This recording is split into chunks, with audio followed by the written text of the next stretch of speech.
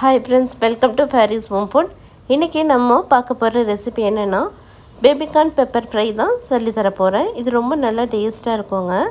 இது வந்து சுட சுட சாதத்துக்கு போட்டு சாப்பிடும்போது ரொம்ப அருமையாக இருக்கும். சப்பாத்திக்கு, இடியாப்பம், பரோட்டா எல்லாத்துக்கும் வச்சு சாப்பிட்றதுக்கும் ரொம்ப சைட் டிஷ்ஷாக ரொம்பவும் நல்லாயிருக்கும்.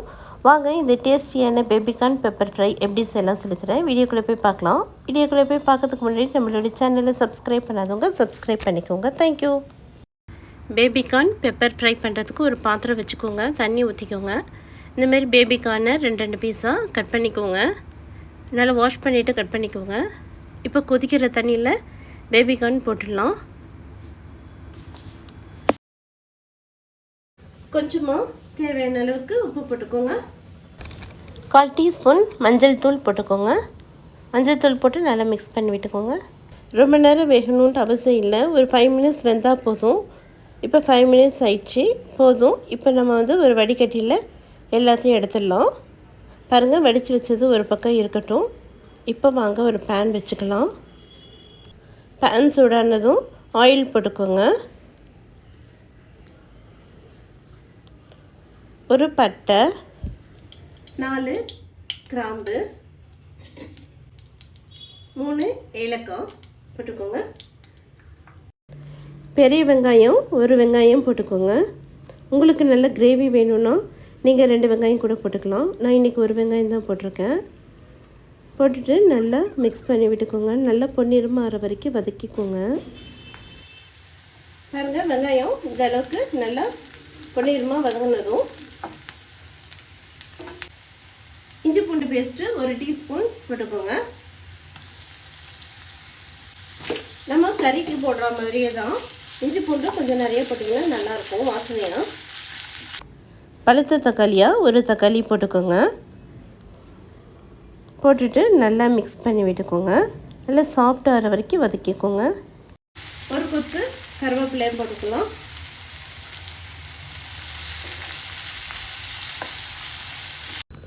சின்னதாக ஒரு குடமிளகா போட்டுக்கிறேன்.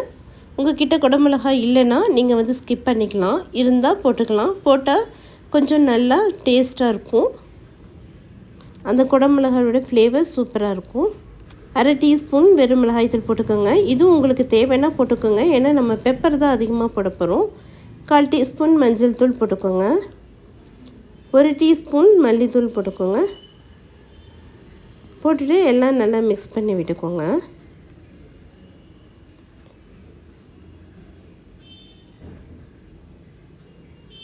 கொஞ்சமாக ஒரு 1.5 கிளாஸ் அளவுக்கு தண்ணி ஊற்றிக்கோங்க. ஊற்றிட்டு நல்லா மிக்ஸ் பண்ணி விட்டுக்கோங்க.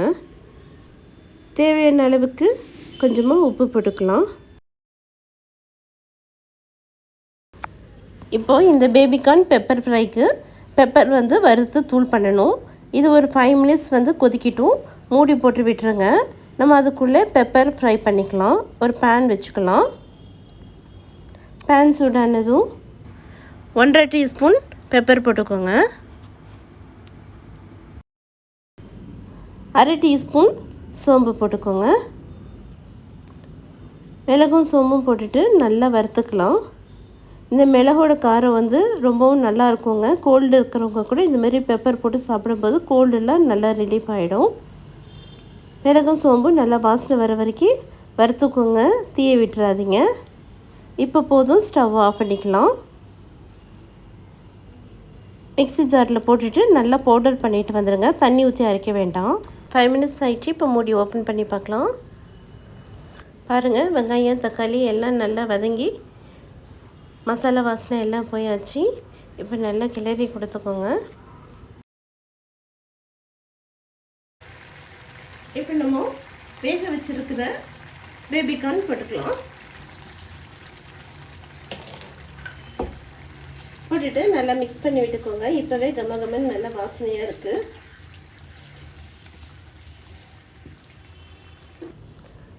இப்போ நம்ம பொடி பண்ணி வச்சுருக்கிற மிளகு சோம்பு போட்டுக்கலாம். மிளகு சோம்பு பவுடர் போட்டுட்டு நல்லா மிக்ஸ் பண்ணி விட்டுக்கோங்க. உங்களுக்கு கோல்டு இருந்தால் கூட பெப்பர் அதிகமாக போட்டு பண்ணும்போது உங்களுக்கு கோல்டு கொஞ்சம் ரிலீஃபாக இருக்கும். நல்லா இந்த பேபிகார்ன் பெப்பர் ஃப்ரை வந்து ரொம்ப நல்ல காரசாரமாக இருக்குங்க. ஒரு நான்வெஜ் சாப்பிட்ட அந்த ஃபீல் இருக்கும். அதோட மசாலா வந்து நல்ல நான்வெஜ் கிரேவிக்கான டேஸ்ட் இருக்கும். ட்ரை பண்ணி பாருங்கள். மிளகு பவுடர் போட்டுட்டு ரொம்ப நேரம் வதக்கி விட வேண்டாம். கடைசியாக மிளகு சோம்பு போட்டுட்டு ஒரு 2-3 மினிட்ஸ் வதக்கிட்டு ஸ்டவ் ஆஃப் பண்ணிக்கலாம். பாருங்கள், 2-3 மினிட்ஸ் நல்லா கிளறி கொடுத்துட்டு இப்போ வந்து ஸ்டவ் வந்து ஆஃப் பண்ணிக்கலாம். பாருங்கள், சூப்பராக நல்லா பேபிகார்ன் பெப்பர் ஃப்ரை ரெடி ஆகிடுச்சு. பாருங்கள் எவ்வளோ சூப்பராக இருக்குது. இப்போ வந்து ஸ்டவ் வந்து ஆஃப் பண்ணிக்கோங்க. இப்போ இதை ஒரு பிளேட்டுக்கு மாற்றிக்கலாம். பாருங்கள், சூப்பரான டேஸ்டியான பேபிகார்ன் பெப்பர் ஃப்ரை ரெடி ஆகிடுச்சு. இது ரொம்ப நல்லா சூப்பராக டேஸ்ட்டாக இருக்குங்க. சுட சுட சாதத்தில் போட்டு சாப்பிடும்போது ரொம்பவும் நல்லா டேஸ்ட்டாக இருக்கும். அந்த கிரேவி பரோட்டா, சப்பாத்தி, இதுக்கு ரொட்டிக்கெலாம் வச்சு சாப்பிட்றதுக்கும் ரொம்ப நல்லா டேஸ்ட்டாக இருக்கும். இதே போல் நீங்களும் செஞ்சு பார்த்துட்டு எப்படி இருக்குன்னு கமெண்ட் பண்ணுங்கள். இந்த வீடியோ பிடிச்சிருந்ததுன்னா லைக் பண்ணுங்கள், ஷேர் பண்ணுங்கள், சப்ஸ்கிரைப் பண்ணுங்கள். தேங்க்யூ ஃபார் வாட்சிங். பாய்.